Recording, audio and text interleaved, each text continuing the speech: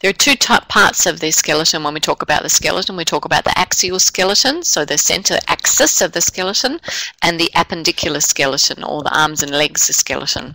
So first we're looking at the axial skeleton, which is the longitudinal axis of the body, and it has 80 bones.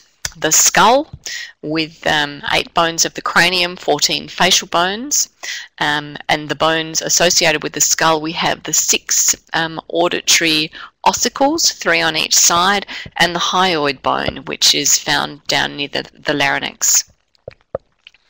The axial skeleton is also made up of 24 vertebrae, the sacrum and the coccyx, and of course the thoracic cage, which has 12 pairs of ribs, and the sternum.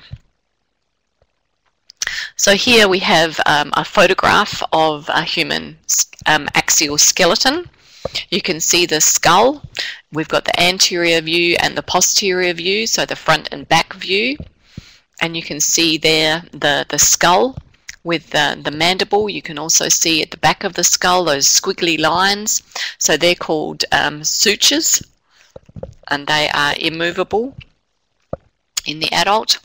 Then you moving down from the skull, you have a section of the neck where we have the 7 cervical vertebrae. Then we're moving down, we then have the thoracic. Well, it's called thoracic because it's around the chest, and off the thoracic vertebrae come the 12 pairs of ribs. Then after the thoracic vertebrae, we're moving down to the lumbar vertebrae. There are 5 lumbar vertebrae.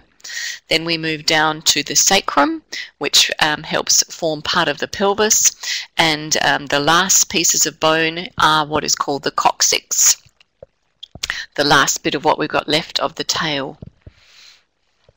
You can see also in the anterior view, the front view, where we're looking at the sternum.